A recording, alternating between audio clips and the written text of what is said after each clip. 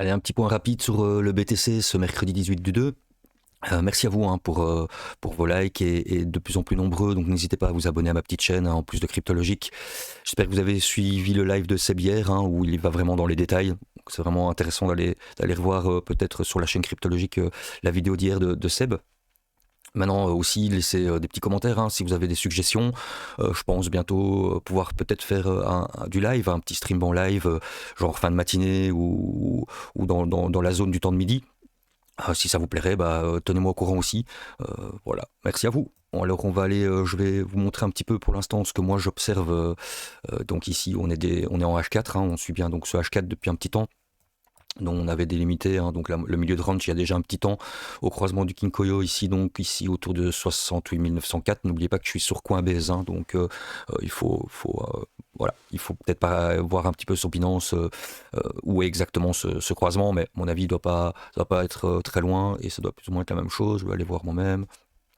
Et effectivement, vous êtes à 69 050 sur Binance pour le point de repère du milieu de range. Donc là pour l'instant on est occupé à travailler un petit peu le bas. Donc on latéralise toujours, mais on travaille un peu le bas de range en H4, qui est toujours important, notre H4. On a toujours la possibilité, malgré qu'ici on voit qu'il perd un peu sa ligne de force de l'AD ici, qui nous conduisait donc toujours dans cet objectif pour les haussiers de 78 000. On a vu hier avec Seb hein, donc, que le cycle 26, on n'aura pas trop de pression en daily à la baisse pour l'instant, je veux dire dans les cycles passés, donc le 52, le 26. Ils sont plutôt plats. Donc ça c'est toujours intéressant que si les haussiers veulent pousser, c'est un petit peu leur fenêtre de tir ces quelques jours-ci. Mais bon, il va falloir le faire. Donc du coup on a cet esprit-là. Maintenant on voit déjà ici en H4 que la Shinku toujours est passée en dessous de ses prix. Donc c'est un peu dommage qu'ici elle n'aurait pu garder je veux dire, c'est ce dynamisme de rester au-dessus des prix. Bon, pour l'instant, elle est toujours en dessous des prix, donc on a quand même toujours cette Shinko qui, pendant tout un temps, va être sous pression, même si elle remonte en dessous de ses bougies, elle sera toujours sur une pression baissière. Et donc ça, il faudra l'observer. Vous avez quand même jusqu'au le vendredi pour toujours peut-être synchroniser, même si on reste en dessous des bougies. Donc la Shinku pourrait toujours grimper un petit peu plus haut ces jours-ci, pour alors voir par rapport à cette baisse qu'il y aura eu du point C là maintenant au point D. Ça c'est toujours intéressant à voir. Donc par rapport aux ondes, on a toujours en 3 temps dans ce range hein, ici.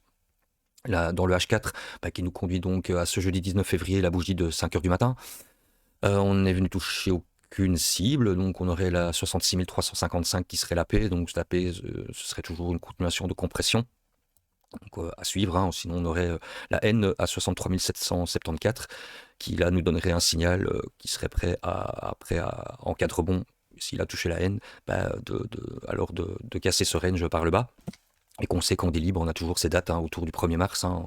Ça, on a vu hein, sur l'onde principale. Vous pouvez toujours revoir les quelques vidéos rapides avant celle-ci, et ça c'est bien expliqué pour le DI. Donc voilà un peu pour le H4, hein, donc on a toujours cette Chinko en dessous des prix. Alors ici, point de vue Kumo, on est à plat. Bon, ce qui est intéressant, c'est qu'il n'a pas encore recroisé vers le bas, donc on a quand même une amélioration ici, point de vue Kumo. Alors ici, point de vue Tenkan Kijun, on a un croissement vers le bas, donc on a toujours quand même cette pression baissière comme la Shinku, hein, bien ancrée dans le H4. Donc pour les haussiers, il va falloir quand même venir changer un peu ça, en tout cas surtout pour la Tenkan. Donc la Tenkan, on aurait un niveau ici, comme en fait ce bas de Kijun hein, dans le futur, donc autour des 67 492. Donc on pourrait retenir ça, ou alors on a la paix, hein, 66 355, donc de la nuit de mercredi, enfin jeudi matin plutôt, à 5h du matin, donc heure de Paris, entre 5 et 9h du matin. Donc voilà ce que nous dit le H4. Donc je peux aller donc voir ah oui aussi en H4, donc si la Shinku continue à suivre en dessous des prix, on a une première target donc pour les haussiers à 69 437 qui serait la paix, hein, donc on continuerait alors cette compression au niveau des 69 437. Donc s'il y a une hausse, on aurait déjà un premier objectif donc pour les haussiers à 69 437. Et puis alors on a les autres, la N à 72 445, et celle qui nous intéresse c'est la V à 75 313 qui correspond donc à la Kijun Daily. Donc là pour les haussiers, vous voyez que voilà, il tient toujours hein, ses lignes de force, mais bon, il sera temps peut-être après la pression baissière ce jeudi matin jusqu'au vendredi, peut-être alors à ce moment-là avoir un putsch haussier qui pourrait donc nous conduire dans ces zones du Fair Value Gap et de la Kijun Daily à 75 313 ou voire la cible de 78 000 qu'on convoite pour les haussiers depuis un petit temps. Mais voilà, il est temps alors dans ces quelques bougies H4, donc comme je dis, de venir montrer cet engouement haussier, d'aller visiter alors ces cibles-là. Mais pour l'instant, on voit que c'est quand même vachement freiné, même en H4. Donc ici, en 40 minutes, ça c'est, on va dire, très court terme, hein. Donc je suis un peu le mouvement court terme. On a le point A ici, donc mardi 17 hier à 19h40. Le point B qu'il a fait de la nuit à 2h20 du matin, et le point C qui est peut-être, en tout cas pour l'instant, court, hein. Donc je veux dire, s'il est potentiel, voilà, faudra qu'on voit, mais en tout cas il a l'air de suivre en tout cas bien ces lignes de force là. Et c'est cohérent avec le H4, hein, donc voilà. Donc on aurait déjà cette cible qui serait pour moi intéressante. En fait, cet après-midi, déjà on tombe sur les heures US, hein, 15h40. On aurait la SM à 67 637, hein, donc je rappelle sur Coinbase, qui correspond à la Kijun 40 minutes. Donc ce serait intéressant de voir qu'ils soutiennent pour leur US, de tenir ce 67 637.